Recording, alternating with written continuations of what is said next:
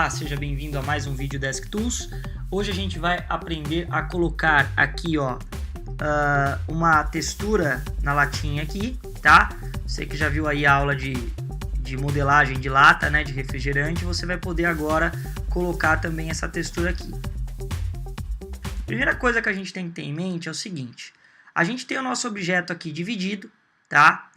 E aí aqui a gente vai aproveitar essa estrutura e selecionar as partes que a gente vai colocar a textura. Antes a gente precisa entender uma coisa: existe o material e existe a textura, certo? Esse material, na verdade, que você pode vir aqui, ó, de novo, selecionando toda a lata, você vai clicar com o botão direito e vir associar o novo material. Você vai perceber que aqui você tem alguns materiais que o Maya te dá. Tá, então o que é o material antes da gente colocar a textura, que é a nossa arte na latinha? O material, então, ele tem, digamos assim, as propriedades físicas, tá? Ele incorpora as propriedades físicas que você deseja dar para o teu objeto. Então, por exemplo, teu objeto ele pode ser um Lambert, como eu coloquei aqui, que na verdade é o que? É uma textura mais fosca, tá? Que não reflete tanta luz. Você pode colocar aqui um outro material como o Blim, tá? Que aqui ele vai ser um material mais reflexivo. Você pode até ver aqui, ó, que ele realmente já dá, ó, um certo reflexo para a lata, dá um aspecto mais metálico, tá? Inclusive a gente vai usar ele. E a gente não pode esquecer então que esses materiais eles ficam alocados aqui nos atributos, tá? Se você quiser também, você tem esse painel aqui em cima, onde eu estou mostrando aqui, chamado Hypershade. Quando você clica nele, ele abre para você as texturas que você vai adicionando dentro do teu projeto. Então vamos supor que eu tivesse colocado um outro material aqui agora, tivesse vindo aqui e tivesse associado um outro material, certo? Ele viria para cá, ele vai ficar guardado aqui na sua biblioteca, tá certo? Bom, nesse caso então, se você quiser mexer nas propriedades desse material, como cor, por exemplo, eu vou colocar aqui, ó, vermelho, enfim, posso mudar aqui para o azul. Você pode mudar também a propriedade dele de nível de opacidade, a transparência dele, certo? Que eu vou voltar aqui, ó, porque a gente vai trabalhar então com ele na outra cor, na cor natural dele, tá? Mas se você quiser também, ó, mexer aqui, vou pegar aqui ele nos atributos aqui. Se você quiser pegar essa lata aqui e pegar aqui o Blim e aí selecionar, por exemplo, a questão da especular dela, ó, por exemplo, ó, você consegue perceber que aqui, ó, você muda, né, exatamente opa, mexi errado aqui.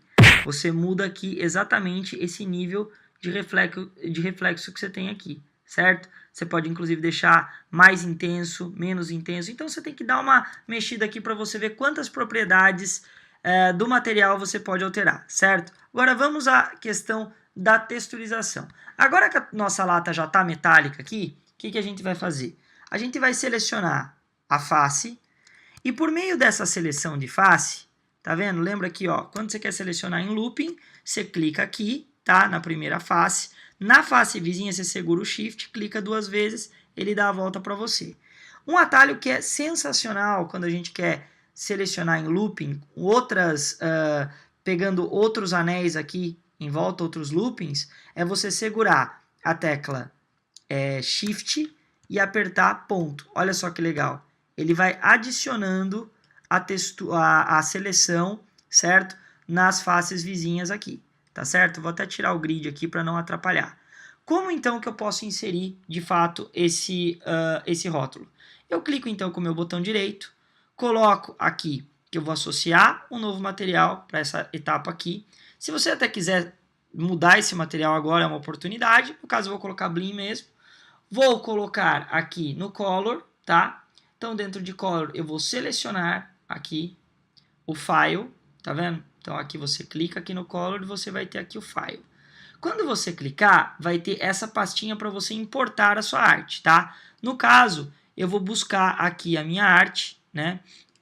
Vamos pegar aqui a arte, deixa eu me ver, vou colocar aqui na modelagem, texturização, tá aqui, Coca-Cola, achei. Então vou pegar o rótulo da Coca-Cola. Lembrando que existe então um trabalho aí dentro do Illustrator, Photoshop, enfim, algum software que você vai editar então esse rótulo se você não tiver essa arte, né?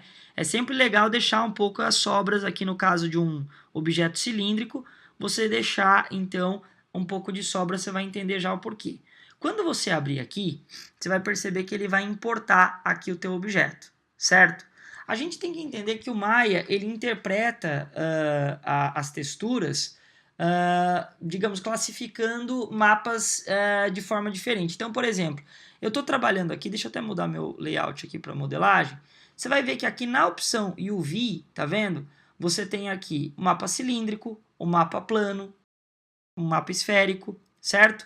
Aqui, inclusive, você vai ver aqui, ó, vou até colocar aqui, ó, em polygons, né?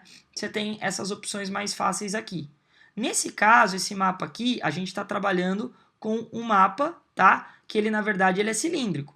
Então, repare que eu voltei para o Object Mode, tá? E coloquei aqui para mapa cilíndrico. Eu cliquei aqui. Por quê? Porque a interpretação do Maya eu tenho que pegar aquela figura chapada e tenho que fazer o quê? Ele dá a volta aqui, tá certo? Repare que se eu pegar um outro mapa, né, ele vai já se confundir, ó, tá vendo? Ele realmente não consegue aplicar com sucesso a textura aqui. Ele até aplica, mas ele não fica visível pra gente, né? Então, o que que acontece? Depois que você tem aqui a aplicação, agora você pode o quê? Distorcer essa imagem aqui. Você pode até trabalhar por aqui se você quiser, tá? Um jeito que eu gosto de trabalhar bastante, que é recomendado, é você vir no editor dele que fica aqui, tá? Mesma coisa você vir aqui no UV e se você quiser você pode colocar também aqui no UV Editor, que você vai abrir então a edição dessa textura. Como vocês podem ver, essa janelinha aqui é uma janelinha que serve para a gente poder trabalhar só com a sua textura aqui mapeada, tá? Então o que que vai acontecer? Ela simplesmente ele vai ter o teu layout, vocês devem estar até estranhando, porque você está falando assim, mas peraí, não deveria ter uma latinha aqui? Não, na verdade, quando a gente está trabalhando com textura, a gente trabalha então no plano 2D, certo?